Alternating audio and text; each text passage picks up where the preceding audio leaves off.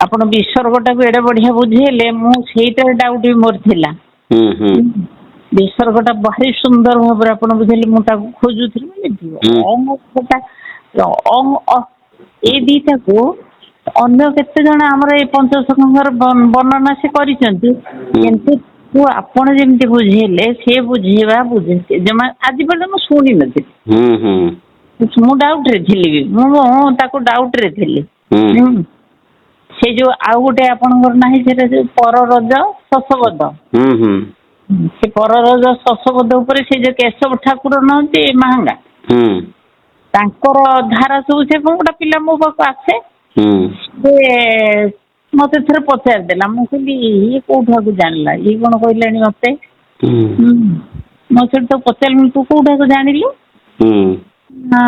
ଆମ ଗୁରୁଦେବ କହିଛନ୍ତି ତାଙ୍କର ଆସନ ପ୍ରାଣାୟାମର ସୂତ୍ର ସବୁ ଅଲଗା ସେ ପରେ ଏଠି ଅଛି ମୁଁ ଆଖରେ ସବୁ ଲକ୍ଷ୍ୟ କରିଦେବେ କିନ୍ତୁ ଆପଣ ଆଜି ଯୋଉଟାକୁ କହିଲେ ସେ କଥାଟା ଆଜି ବୋଧେ ଆଲୋଚନା କରିଛନ୍ତି ହଁ କଣ 2 hours ଏଗୋ ଲେଖିଛି ନା ଆଜି କରିଛନ୍ତି ହଁ ସେଇଆ ହେଇଛି ମୁଁ ଏବେ ସବୁ ସାରିବି ଠାକୁରଙ୍କ କାମ ଖୋଲିଲା ବେଳକୁ ମୁଁ କହିଲି ବଡ଼ ଭାଗ୍ୟ ବେଳକୁ ଆପଣ ବି ତାକୁ ଦୟାନିଧି ଗୁରୁଦେବ ଯାହା ଲେଖିଛନ୍ତି ତାକୁ ଯଦି ବହିରେ ବି ଆପଣ ଲେଖିକି ଛାଡ଼ିବେ ତ କେହି ବୁଝିପାରିବେନି କିନ୍ତୁ ଆପଣ ଯେମିତି ଭାବରେ କହୁଛନ୍ତି ବୁଝିବାଟା ଯେଟା ସୁନ୍ଦର ହଉଛି ସେଟା କଣ ବହିରେ ପଢିକି ବୁଝି ହବ କି? ନା ସେଟା ମୋର ସ୍ୱ ଅନୁଭୂତିରୁ ମୁଁ କହୁଛି। ଦେଖନ୍ତୁ ଅନୁଭୂତି ଲଳନା ଚକ୍ର ଆପଣ ଖାଲି କଥାରେ କହିଦଉଛନ୍ତି ଲଳନା ଚକ୍ର ଧରି ପକେଇବେ କୋଉଟା ଆପଣ କହିଦଉଛନ୍ତି କଣ୍ଠରେ ଲଳନା ଚକ୍ର କଣ୍ଠରେ କହିଲେ ତାକୁ ତ ବିଶୁଦ୍ଧ କୁହାହେଇଛି।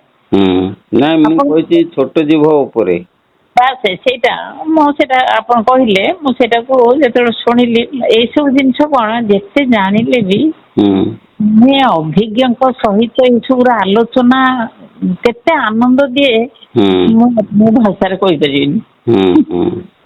ମାନେ ମୁଁ ଯେତେବେଳେ ଆଜି ଖୋଲିଦେଲି ମୁଁ ହଉ କେତେ ଗୁଡାଏ କଥା ସବୁ ମୋର ମାନେ ସନ୍ଦେହ ଭିତରେ ଥିଲା ସେ କେମିତି କ୍ଲିୟର ହେଇଯାଉଛି। ଆଉ ମୁଁ ଆଜ୍ଞା କଣ କରିବି ମୁଁ ତ ଯେତେବେଳେ ସାଧନା ସମୟରେ ସବୁ ମନକୁ ମନ ହେଇ ଚାଲିଲା ମୁଁ ଯୋଉଠିକି ଟିକେ ଭାବିଲି ପଚାରିବି କାହାକୁ ଯାଇ ଶବ୍ଦ ଆସିବ ପଚାରିବା ପଚା ପରିବା ମୁଁ କୋଉଠିକି ଯିବି ମୁଁ ରହିଲି ଚୁପଚାପ ହେଇକିରି ସେ ସମୟ ଆସୁଛି କେମିତି ଦେଖନ୍ତୁ କୋଉଠି ନେଇ ଯୋଗ କରୁଛନ୍ତି ମାନେ ତାଙ୍କର ଇଚ୍ଛା କଣ କିଏ ଜାଣିପାରିବ ସେଇଟା ମୁଁ ପୁଣି ଆଜି ଖୋଲିଦେଲା ବେଳକୁ ସେଇ କଥା ହିଁ ଆପଣ କହୁଛନ୍ତି ମୁଁ ସେ ଦୁଆର ମୁହଁରେ ବସିକିରି ବଡ ଜୋରରେ ସାଉଣ୍ଡ ଦେଇ ଶୁଣୁଥିଲି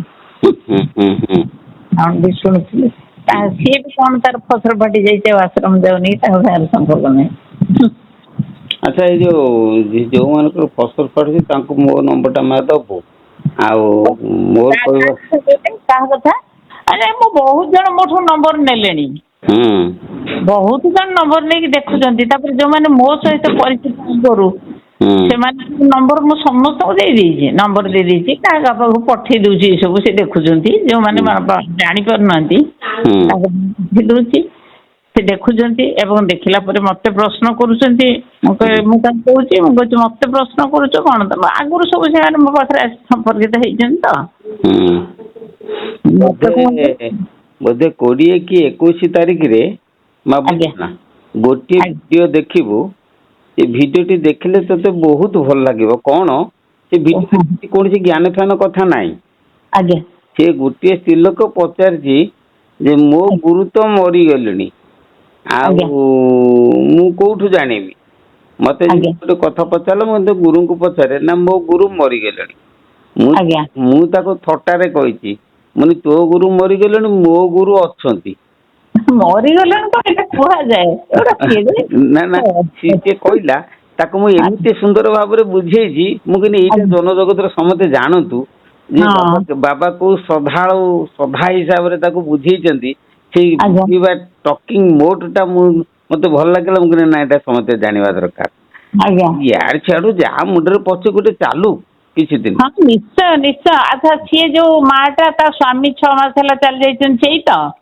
ନା ଆଉ ଜଣେ କିଏ ଆଉ ଜଣେ କିଏ ଆଚ୍ଛା ଆଚ୍ଛା ଏଇଟା କେବେକାର ଏବେ ଏଇ କୋଉ ଦିନରେ ଗୋଟେ କହିଥିଲା ମୁଁ ଆଜି ଛାଡି ଦେଇଛି 20 ତାରିଖ ଦିନ ମିଳିବ। ଆଚ୍ଛା ଆଜି ଛାଡିଛନ୍ତି ତ ଆଜି ଛାଡିଛି ଆଜି ଯିବନି ସେ ଯିବ 20 ତାରିଖରେ ଆଚ୍ଛା ହେଲା ମୁଁ 20 ତାରିଖ ଦିନ ମୁଁ ତ ସବୁଦିନ ଦେଖିବି ଆଉ ସେଠି ଦେଖିବୁ। ଟାଇଟିଲ କଣ ରଖିଛନ୍ତି? ଟାଇଟେଲ କଣ ରଖିଛି ସେଥିରେ ହଁ ବର୍ଣ୍ଣ ଅଧମାତ୍ରା କଥା ବି ରହିଛି। ମୁଁ ହଁ ଲେଖିଦେଇଛି ବୋଧେ ସେଟା ଶ୍ରଦ୍ଧାବାନ ଲଭତେ ଜ୍ଞାନ ଏମିତି ନା କଣ ଲେଖିଛି। ଆଚ୍ଛା ବଢିଆ ବଢିଆ ବଢିଆ ଏଇଟା ତ ମତେ ଭଲ ବି ଲାଗେ ଏଇ ଶ୍ଳୋକଟା ଭାରି ଭଲ ଲାଗେ। ଆଉ ଆପଣ ସେଇ ଜ୍ଞାନ ଭିତରେ ଟିକେ ଟିକେ ଭକ୍ତି କଥା ଦିଅନ୍ତୁ। ନା ଭକ୍ତି କଥାଟା ଏଇ ଛୁଆ ଛାଡି ନାହିଁ। ବର୍ତ୍ତମାନ ଆଚ୍ଛା ଛୁଆ ଆଲୋଚନା ଗୁଡାକ ସବୁ ଅଛି ବହୁତ ଆଜ୍ଞା ପୁଞ୍ଜି ଶାସ୍ତ୍ର ମୋ ପାଖରେ ଅଛି ମୋ ନିଜ ଲେଖା ସବୁ ମୋ ଆଜ୍ଞା ଲେଖା ଛାଡି ପାରୁନି। ଗୋଟେ କଥା ଅସୁବିଧା ହଉଛି ମୋ ଆଜ୍ଞା ପାଖକୁ କମ୍ପ୍ୟୁଟର କାମ କରିବା ପାଇଁ ଜଣିଏ ମାତ୍ର ଦରକାର ସାହାଯ୍ୟକାରୀ।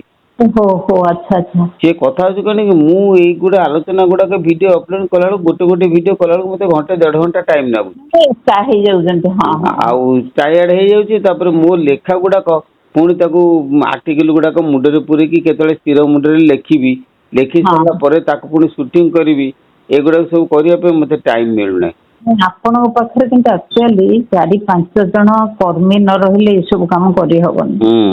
ସେ କରିହବନି। ନା ଚାରି ନହେଲେ ଜଣେ ଆଗେ ହଉ ମୋ ପାଖରେ ଜଣେ ସେତିକି ହେଲେ ହଁ ହେଲ୍ପ କରିବା ପାଇଁ ଜଣେ କିଏ ସେଇଭଳିଆ ଓବିଡିଏଣ୍ଟ ତ୍ୟାଗ ମନୋବୃତ୍ତିରେ ନଥିଲେ ହଁ କଥା ହେଲା ଓବିଡିଏଣ୍ଟ ତ୍ୟାଗ ମନୋବୃତ୍ତିର ଗୋଟେ ଜଣେ କି ରହିବ ତେଣିକି ହବ। ଆଉ ତ୍ୟାଗ ମନୋବୃତ୍ତି ନିଜର ବୋଲି ଭାବିକିରି କରିବ ତେବେ ଯାଇ ହବ ନା ଆଉ। ହଁ ହଁ ଅନ୍ୟ କିଛି ମାନେ ମୋ କାମ ଭାବିବ ମୋ କାମ। ହୁଁ ଆଉ ସେମିତି ନକଲେ କଣ ଇଏ କଣ ଗହନ କଥା ଇଏ ଗହନ କଥା କୁ ଖାଲି ଜଣେ ଚାଲିଯିବ ପଇସା ଲୋଭରେ ହଉ କି କୋଉ ଲୋଭରେ ସିଏ କାମ ନୁହଁ। ନା। ଯେତିକି ଆପଣ ଛାଡୁଛନ୍ତି ତାଙ୍କ ପ୍ରଭୁଙ୍କର ସମୟ ଆସିବ ସେ କାହାକୁ ଆଣିବେ ସେ ଅଲଗା କଥା କିନ୍ତୁ ଯାହା ବି ଛାଡୁଛନ୍ତି ବହୁତ ମଙ୍ଗଳ ହଉଛି ଲୋକଙ୍କର ଏତେ ମଙ୍ଗଳ ହଉଛି ଆଉ କୁହନ୍ତୁନି। ଇଏ କହିଲେ ଆପଣ ଏମିତି କରୁଛନ୍ତି ଦିନେ ଯେତେବେଳେ ସରିଯିବ ଟୋଟାଲ ବନ୍ଦ ହେଇଯିବ ମୁଁ କହିଲି ଯେ ସରିବ କଣ ଜ୍ଞାନ କେବେ ସରେ ନା। କିନ୍ତୁ ହଁ ତାଙ୍କର ଲେଖାଟା ଯାହା କହୁଛନ୍ତି ସବୁ ସରିଯିବ। ମୁଁ ଶୁଣ କହିଲି ଏ ଅସରନ୍ତି ଅନନ୍ତ ସତାର ଅସରନ୍ତି ଭଣ୍ଡାର ଭିତରୁ ବାହାରୁଛି ବଳେ ବଳେ ଆଉ ଇଏ ସରିବ ଫେରେ କୋଉଥିରୁ। ସରିବ।